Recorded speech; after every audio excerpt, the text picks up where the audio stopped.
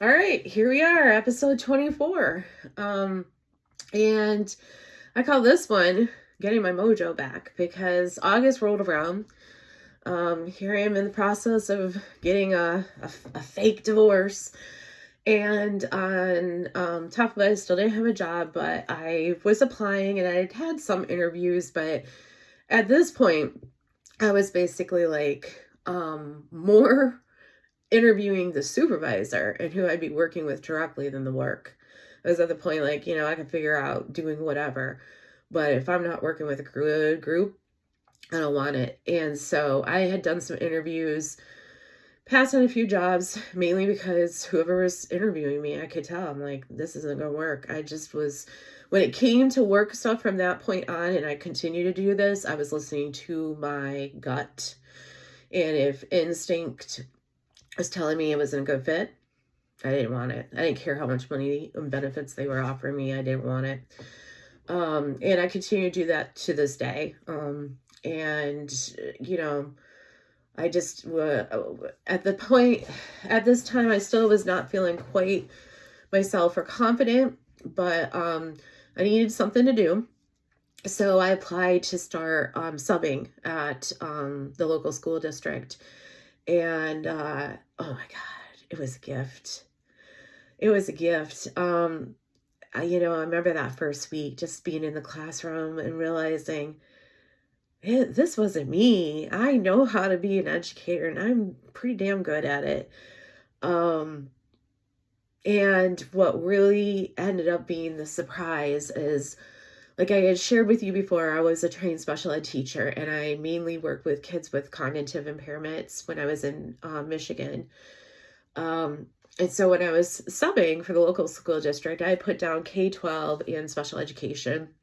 And we all know there's a huge crisis with teachers and education in general in this country. And this is not the TikTok for that conversation or discussion, but I wanted to make sure that, I was open to pretty much subbing for any ability, but I think I kept it K4 because I knew at that point I really liked elementary. So I was like K4, but gen ed or special ed was fine. So I think the first couple of days I was signed into working in gen ed classrooms. I remember I had like first or second grade room and a kindergarten room, and it was just lovely being in front of the kids again, and it was just really joyful. Oh, yeah, I know. I just love working with kids. I love teaching. It just brings me a lot of joy. But that first week, I was also assigned to a school that only worked with kids with, one floor was kids with cognitive impairment, and the top floor were kids with, with significant emotional impairment.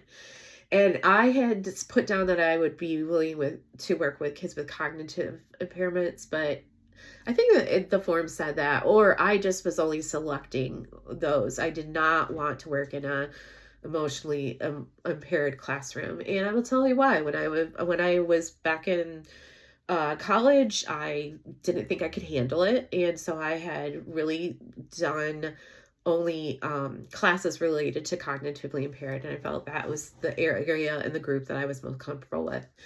So I ended up showing up to sub in a classroom only to find out that teacher had actually showed up for school and forgot to cancel it out of the sub thing. And I guess they had some sort of rule that if you are hired to sub and something like that happens, they still will give you work. And I was like, okay. So I was split. That morning, they had needed me to be in a classroom with kids who were severely cognitively impaired, and they didn't know what they were going to do with me in the afternoon, but they'd figured it out. So I went in the room. It was, it was good, and I helped where I could. And that time was over. Met back with the principal, and she's like, "We have a teacher out upstairs. Would you mind helping with her in the afternoon?" And I said, sure, what kind of classroom? And she told me it was a classroom with severe emotional impairments. And I remember thinking in my head, like, oh God, no. But I thought to myself, okay, it's just for a few hours. I'll just go through and then, you know, just not select this class or this school again or whatever. And I went up there. And by the end of that day, I loved it. I loved it. I was subbing as a paraprofessional, and I loved it. I loved the kids, and yes, they definitely had some severe emotional impairments, but oh my gosh, that classroom, well, it ended up being that they were out of para. So that day they asked me, would you be willing to come back as a para for long term? And I explained to him, I said, well, right now I'm looking for work. So I'm interviewing. So I don't know when I'm going to be able to leave. I know para pay compared to teacher pay is a little bit less, but I like the fact that it'd be a consistent spot where I'd be able to report to. It's close to my home. It works out so I can still put my daughter on the bus. So yeah, sure. So I started going back every day as a para to sub, and, you know, loving it. Realizing things in Georgia, whew, man, much different than when I was teaching in Michigan. In Michigan, you know, and it might have been different for paras, but I don't think it was. But in Michigan, when I was teaching, you did not eat lunch with your kids, and you were not on a recess watching your kids. That is not the same in Georgia. You are with the kids from the moment, at least paras, from the moment they get off that bus to the moment you put them back on that bus. So I loved it though. And man, I was walking all over. I had to give myself a pedometer. I was making like 10,000 plus steps a day. Started losing a little weight. I was just so happy working with the kids. And then the teacher got injured, unfortunately. So she ended up being out for long term. So I ended up, even though I was being paid as a para, I was kind of doing teaching stuff too, because the other two ladies in the room were only paras, and I was the one that had a teaching license. So I kind of was doing that. And eventually they ended up retroactively paying me as if I had been the teacher sub for the whole time, which I thought was really good of them to do. And I just loved it. It was just, I got my mojo back, like I said, and loved working with the kids. And it was challenging. But I loved seeing them learn, and I loved seeing them like succeed either with being able to control their emotions in an appropriate way, or just even expressing their emotions in appropriate ways, but also, you know, academically, and just seeing them grow. And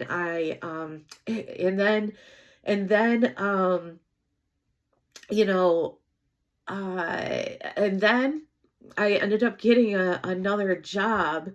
And so I ended up having to leave those kids, and oh God, it killed me. It killed them. I still think about them.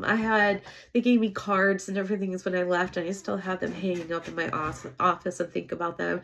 Met two wonderful paras during that time. They were just such great people.